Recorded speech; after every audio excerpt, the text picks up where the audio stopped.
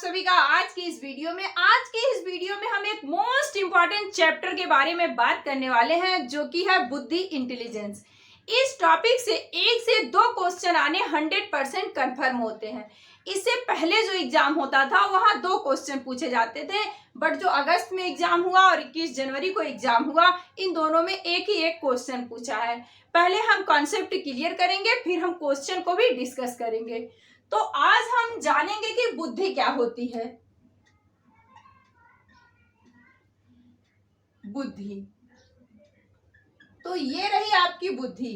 बुद्धि के द्वारा ही हम क्या करते हैं? चिंतन करते हैं। बुद्धि के द्वारा ही हम अपनी समस्याओं का समाधान करते हैं। समस्या का क्या करते हैं? समाधान करते हैं। यदि हमारे पास बुद्धि नहीं होगी तो हम चिंतन कहाँ से करेंगे? यदि हमारे पास कोई प्रॉब्लम आई तो यदि हमारे पास बुद्धि ही नहीं होगा तो हम उसकी समस्या का समाधान कैसे करेंगे? बुद्धि के द्वारा ही हम कल्पना करते हैं कि काश कुछ जादू हो जाता और हम सीटेट में 150 में से 140 नंबर लाते। तो ये क्या है? हमारी कल्पना है। और बुद्धि के द्वारा ही हम क्या करते हैं? अनुकूलन करते हैं, पर्यावरण के अनुसार खुद को ढालते हैं। बुद्धि क्या है? बुद्धि बहुआयामी है, मल्टी डायमेंशनल है। क्या है? बुद्धि बहुआयामी है। एक बार यही क्वेश्चन पूछा था कि बुद्धि क्या है, तो बुद्धि क्या है? बुद्धि एक बहुआयामी प्रक्रिया है। तो जो भी हम सीखते हैं वो अपनी बुद्धि के द्वारा ही सीखते हैं। तो ये क्या थी? हमारी बुद्धि थी, जिसके द्वारा हम चिंतन करते हैं, समस्याओं का समाधान करते हैं, कल्पना करते हैं, अनुकूलन करते हैं। बुद्धि क्या है? बहुआयामी है। अब हम बुद्धि के कुछ सिद्धांत के बारे में जानेंगे। सिद्धांत तो कई हैं, बट सबसे क्वेश्चन नहीं पूछता है। क्वेश्चन पूछता है एक हार्वर्ड गार्डनर से, जिन्होंने 8 प्रकार की बुद्धियों को बताया है। बताया तो 8 ही प्रकार की बुद्धियों के बारे में है, लेकिन अलग अलग बुकों में कहीं कहीं 9 लिखा है, कहीं 10 लिखा है। लेकिन आपकी एनसीईआरटी के द्वारा इन 8 प्रकार की बुद्धियों को ही मान्यता दी गई है। तो इन 8 प्रकार की बुद्धियों के बारे में हम पढ़ेंगे। पहले हम पढ़ते हैं बुद्धि के कुछ सिद्धांत के बारे में। किसके बारे में? सिद्धांत। बुद्धि का एक सिद्धांत है एक कारक सिद्धांत। एक कारक सिद्धांत। इस सिद्धांत को किसने दिया था? तो इस सिद्धांत को बिने ने दिया था। किसने दिया था? बिने ने। ये आपके सीटेट में नहीं पूछता है, लेकिन ये यूपी टेट वगैरह में पूछ लेता है कि एक कारक सिद्धांत किसने दिया, द्विकारक सिद्धांत किसने दिया। ये सारी चीजें पूछी जाती हैं। एक कारक सिद्धांत क्या था? इस सिद्धांत का मानना था, इस सिद्धांत का कहना था कि एक ही व्यक्ति में सभी प्रकार की बुद्धियां पाई जाती हैं। जो मतलब अच्छा गायक है वही अच्छा डांसर भी हो सकता है, वही एथलीट्स भी हो सकता है, वही चित्रकार, मूर्तिकार, कुछ भी हो सकता है। तो ये क्या की गई? इस बुद्धि को गलत मान लिया गया। फिर एक आए स्पीयरमैन, उन्होंने द्विकारक सिद्धांत दिया। किसका? बुद्धि का। कभी कभी क्वेश्चन पूछता है बुद्धि का द्विकारक सिद्धांत किसने दिया, तो द्विकारक सिद्धांत स्पीयरमैन ने दिया था। द्विकारक सिद्धांत, इसमें क्या था? किसने दिया था? ये भी लिख दो, स्पीयरमैन ने। जो बिने ने दिया था ना एक कारक सिद्धांत, इसे गलत मान लिया गया था कि एक ही व्यक्ति में कैसे सभी प्रकार की बुद्धियां होती हैं। फिर द्विकारक सिद्धांत बुद्धि का आया जो स्पीयरमैन ने दिया। इसके 2 तत्व माने गए।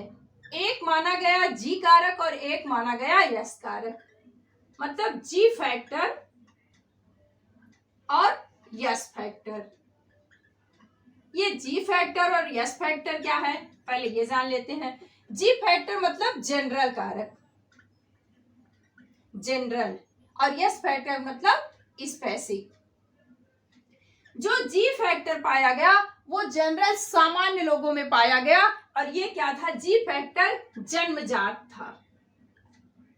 जन्मजात, जैसे किसी के माता पिता गायक रहते हैं तो उनका बेटा भी गायक हो जाता है, या कोई जन्मजात ही किसी अमीर खानदान में पैदा हो जाए तो जी कारक क्या था, जो जन्मजात मिलता था। वहीं यश कारक क्या था, अर्जित किया जाता था। जैसे किसी के खानदान में कोई गायक ना हो, फिर भी वो क्या करे, म्यूजिक में जा करके सीखे, सीख के बने, मतलब खुद की मेहनत के द्वारा वो अर्जित करे। जैसे स्पोर्ट्समैन हुआ या कोई भी फील्ड हुई, मूर्तिकार, चित्रकार, कोई भी हुआ, जहां पे वो अपनी क्षमता, अपनी एबिलिटी और प्रैक्टिस के द्वारा कोई चीज अर्जित करता है तो वो किस में आता है, वो यश फैक्टर में आता है, यश कारक में आता है। और जो खुद ना लेकर के जन्मजात मिला हो वो क्या होता है, जी कारक होता है। तो जी कारक, यश कारक आपको समझ में आ गया होगा। एक कारक का सिद्धांत किसने दिया था, बीने ने। द्वि कारक का स्पीयरमैन ने। द्वि कारक सिद्धांत जो थे उसके दो तत्व माने गए, एक जी कारक और एक जी तत्व, और क्या, यस। जी factor general, yes factor specific. जी फैक्टर जो होता है, मतलब जो जनरल होता है फैक्टर, वो क्या होते हैं, जन्मजात होते हैं। यस फैक्टर क्या होता है, अर्जित किया जाता है। आई होप आपको समझ में ये चीजें आ गई होंगी। अब हम आपको हार्वर्ड गार्डनर का बहुबुद्धि का सिद्धांत पढ़ाते हैं, जो कि आपके पेपर के लिए मोस्ट इंपॉर्टेंट है, क्योंकि यहां से आपके 1 नंबर के क्वेश्चन तो आने फिक्स होते हैं। जितने भी अभी तक एग्जाम हुए हैं ना फ्रेंड्स, हर एग्जाम में यहाँ से क्वेश्चन पूछे गए हैं, और इस बार भी क्वेश्चन पूछ लिए गए हैं, पूछे जाएंगे।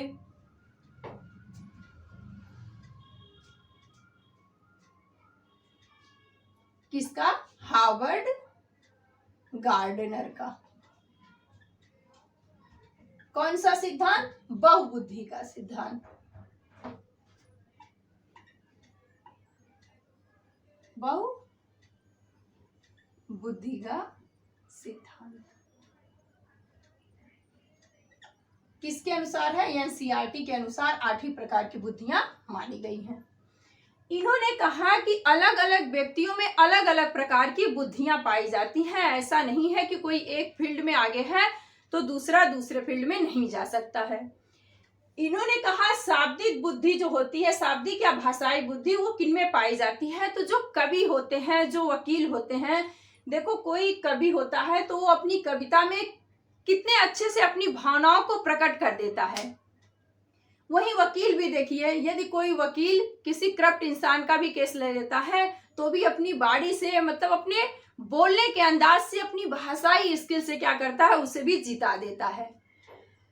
तो हार्वर्ड गार्डनर का मानना था कि जो भाषिक और शब्दाई बुद्धि होती है वो ज्यादातर वकील में और कवि में पाई जाती है। वहीं जो तार्किक गणितीय बुद्धि होती है वो कहाँ पे पाई जाती है, तो बैंकर में, साइंटिस्ट में, अकाउंटेंट में, जहां मतलब जोड़ घटाना, गुणा भाग वगैरह का ज्यादा प्रयोग किया जाता है। तो ऐसी बुद्धि कहाँ पाई जाती है, अकाउंटेंट में, बैंकर में, साइंटिस्ट में। वहीं फिर उन्होंने कहा शारीरिक गतिक बुद्धि, मतलब जो शरीर का जहां पे ज्यादा यूज किया जाता है वो बुद्धि किन में पाई जाती है, तो जो एथलेटिक्स होते हैं, डांसर होते हैं, उनमें ये बुद्धि पाई जाती है। या जो अभिनेता अभिनेत्री होते हैं वे भी क्या करते हैं, अपने बॉडी से ही ऐसी एक्टिविटी, ऐसी क्रिएटिविटी करके दिखाते हैं कि वो एक सामान्य आदमी नहीं कर सकता है, क्योंकि उनमें क्या होती है, फिजिकल एबिलिटी वाली क्षमता ज्यादा पाई जाती है। फिर है संगीतक बुद्धि। संगीतक बुद्धि जो होती है वो जैसे लता मंगेशकर, सोनू निगम, हम कितना भी प्रैक्टिस कर लें, कितना भी गाने की इच्छा कर लें, बट उनके जैसा नहीं गा सकते। क्यों नहीं गा सकते, क्योंकि ये उनको नेचर से मिला है, कि उनके अंदर जो संगीतक बुद्धि है ये पहले से ही विकसित है। तो हार्वर्ड गार्डनर का यही मानना था कि किसी भी व्यक्ति में सभी तरह की बुद्धियां नहीं पाई जाती है, अलग अलग व्यक्तियों में अलग अलग प्रकार की बुद्धियां पाई जाती हैं। उन्हीं को उन्होंने 8 प्रकार से बांट दिया। फिर है अस्थानिक बुद्धि। जो मूर्तिकार होते हैं, चित्रकार होते हैं, शिल्पकार होते हैं, उनमें क्या होती है, ये अस्थानिक बुद्धि पाई जाती है, क्योंकि वे क्या करते हैं, जो भी चित्र बनाते हैं, जो भी चाहे एनवायरनमेंट का बनाए, चाहे किसी व्यक्ति का बनाए, उनको इतने अच्छे से प्रिपेयर करते हैं, इतने अच्छे से उभार लाते हैं कि आपको लगेगा कि ये सच में कहीं बोल ना दे। जैसे माल वगैरह में आप देखते हैं ना, टैटू वगैरह खड़ा किया रहता है, वो क्या करते हैं, वे सब मूर्तिकार द्वारा बनाए गए रहते हैं। तो उनमें कौन सी बुद्धि रहती है? स्थानिक बुद्धि डेवलपमेंट हुई रहती है। फिर है अंतःवैयक्तिक बुद्धि। अंतःवैयक्तिक जो बुद्धि होती है वे आध्यात्मिक गुरु जो होते हैं उनके अंदर पाई जाती है। इसमें क्या रहता है? खुद के साथ जो इंटरेक्ट हो जाता है, मतलब जो भगवान में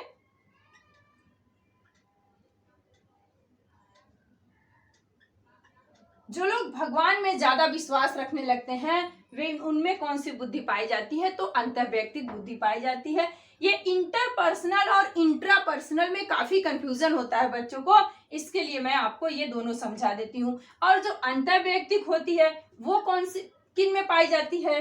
अंतःवैयक्तिक मतलब जो नेता होते हैं, सामाजिक कार्यकर्ता होते हैं, ये बुद्धि उनमें पाई जाती है तो जो दूसरों के मनोभाव को, दूसरे के विचारों को परख लेते हैं और समझ लेते हैं। जैसे राजनेता लोग होते हैं ना, जब भी वो इलेक्शन आएगा तो ऐसी बाड़ी का यूज करेंगे, ऐसे शब्दों का यूज करेंगे, यदि वो हिंदू कास्ट के हैं तो हिंदू लोगों को अपनी तरफ खींचेंगे, यदि वो मुस्लिम कास्ट के हैं तो मुस्लिम लोगों को अपनी तरफ खींचेंगे। मतलब ऐसी बाड़ी, ऐसी भाषा का यूज करेंगे जिससे वो लोग अट्रैक्ट हो जाते हैं। तो उनमें क्या पाई जाती है? ऐसी बुद्धि पाई जाती है तो दूसरों के मनोभाव को, दूसरों के विचारों को समझ जाते हैं ये लोग। तो वो कौन होते हैं? नेता होते हैं, सामाजिक कार्यकर्ता होते हैं। फिर है प्रकृतिवादी बुद्धि। प्रकृतिवादी बुद्धि जिनको प्रकृति से प्रेम होता है, चाहे वो जानवर हो, चाहे पौधे हो, चाहे पशु पक्षी हो, ऐसे लोगों में क्या होती है? प्राकृतिक बुद्धि पाई जाती है। तो जहां पे भी आपको ऐसा लगे कि लिखा है पौधों से, जानवरों से किसी का लगाव अधिक है, तो वहां पे क्या पाई जाती है? प्रकृति बुद्धि। क्वेश्चन भी आपका इन्हीं 8 प्रकार की बुद्धियों से ही दोनों बार पूछा है, मैंने क्वेश्चन देखा है और अभी तुरंत हम आपको दोनों क्वेश्चन दिखाएंगे। उससे पहले जो क्वेश्चन पूछे जाते थे वो 2 क्वेश्चन आते थे, एक बुद्धि से, कारक से, और दूसरा क्वेश्चन था हार्वर्ड गार्डनर से। लेकिन अब एक ही क्वेश्चन पूछ रहा है, वो भी यही सी टॉपिक से, हार्वर्ड गार्डनर के द्वारा ही। तो आई थिंक ये सारी चीजें आपको एकदम इजीली समझ में आ गई होगी। अब हम आपको क्वेश्चन दिखाते हैं, उसके बाद वीडियो को एंड कर देंगे। लेकिन ये सारे टॉपिक और पॉइंट बस इतने ही हैं और इसी के अंदर से ही क्वेश्चन पूछे जाते हैं। अब हम क्वेश्चन देखते हैं।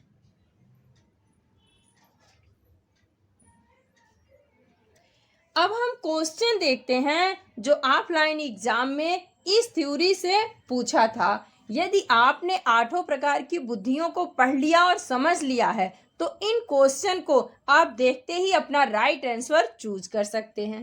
क्वेश्चन है हमारा, हार्वर्ड गार्डनर के बहुबुद्धि के सिद्धांत के अनुसार निम्नलिखित में से कौन सा सेट बुद्धि और उसके संबंधित विशेषताओं के सही मेल का प्रतिनिधित्व करता है? मतलब क्वेश्चन हमसे पूछ रहा है कि जो 8 प्रकार की बुद्धियां दी है इन्होंने, हार्वर्ड गार्डनर ने, उसमें कौन सी बुद्धि किसके साथ मैच करती है। तो जो सही तरीके से मैच करती होगी वही हमारा राइट आंसर होगा। ऑप्शन ए है संगीतमय प्रदर्शन या रचना करने का कौशल।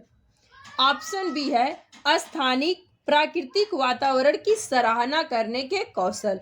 तो जो स्थानिक होते हैं वो मूर्तियां बनाते हैं, मूर्तिकार होते हैं। जो प्राकृतिक होते हैं तो प्रकृतिवादी होते हैं, प्राकृतिक बुद्धियां जिनमें पाई जाती है उनके साथ मैच खाएंगे।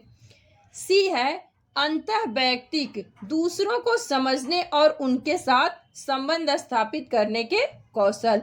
ये अंतःवैयक्तिक नहीं, अंतरावैयक्तिक के हैं।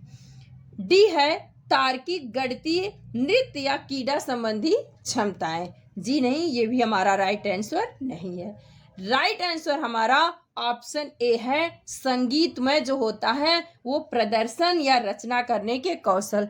प्रदर्शन कैसे? जैसा रचना करने के कौशल, जैसे किसी को गिटार बजाना आता है, किसी को म्यूजिक बनाना आता है, तो वो लोग क्या करते हैं, नए नए म्यूजिक की रचना करते हैं, नए नए कौशल विकसित करते हैं, नए नए राग बनाते हैं। तो ये क्या होता है, संगीतमय लोगों में रचना करने की कौशल पाई जाती है, रचना करने की बुद्धि पाई जाती है। तो हमारा राइट आंसर ऑप्शन ए सही होगा। नेक्स्ट क्वेश्चन है हमारा जो अगस्त में पूछा था ऑफलाइन एग्जाम में। क्वेश्चन है हमारा, हार्वर्ड गार्डनर के अनुसार एक दर्शन शास्त्री के पास डैश दे करके किस प्रकार की बुद्धि और मूर्तिकार के पास डैश दे करके किस प्रकार की बुद्धि की मात्रा अधिक होती है। पूछ रहा है क्वेश्चन, जो मूर्तिकार होते हैं उनके पास किस प्रकार की बुद्धि ज़्यादा विकसित होती है और जो मूर्तिकार होते हैं उनके पास भी। तो इस तरह का जब भी आपको क्वेश्चन एग्जाम में दिखे तो आप दोनों मत मैच किया करिएगा, पहला और दूसरा। आप पहले देख लीजिए कि कौन दर्शन शास्त्री से मैच करता है, फिर नेक्स्ट आप मैच करके अपना राइट आंसर चूज कर सकते हैं। तो ऑप्शन देखते हैं हम। ऑप्शन 1 है हमारा भाषिक। भाषिक और अंत व्यक्तिक। भाषिक जो होती है वो कवि राजनेताओं में पाई जाती है। सेकंड है दिक स्थान अंत व्यक्ति। यदि यही दिक स्थान पीछे दिया रहता और अंत व्यक्ति आगे रहता तो यही राइट आंसर हो जाता, लेकिन इसकी वजह से ये भी हमारा राइट आंसर नहीं है। नेक्स्ट है अंत व्यक्ति और दिक स्थान, मतलब इंटरपर्सनल। जो दर्शन शास्त्री होते हैं उनके अंदर अंत व्यक्ति इंटरपर्सनल जो बुद्धि होती है वो अधिक विकसित होती है, और जो मूर्तिकार होते हैं उनके पास दिक स्थानक बुद्धि अधिक होती है, क्योंकि जो मूर्तियां बनाते हैं उनमें हर चीज़ अपने सही स्थान पे उचित जगह पे लगा करके बनाते हैं, इसलिए वो मूर्तियों को बनाते हैं तो उनमें कितना उभार ला देते हैं, ऐसा लगता है कि कोई व्यक्ति ही खड़ा है। तो आई थिंक आपको ये दोनों क्वेश्चन भी समझ में आ गया होगा। इनसे रिलेटेड जो बुद्धि का चैप्टर था वो पूरा चैप्टर भी हमने आपको अच्छे से समझा दिया। यदि नए होंगे तो चैनल को लाइक शेयर और सब्सक्राइब जरूर करिएगा, क्योंकि आपके एग्ज़ाम तक हम हर वो टॉपिक डिस्कस करेंगे जिनसे क्वेश्चन पूछे गए हैं और इस बार भी पूछे जा सकते हैं। तो आज के लिए इतना ही। नेक्स्ट वीडियो में मिलेंगे नेक्स्ट टॉपिक के साथ। Bye bye, take care.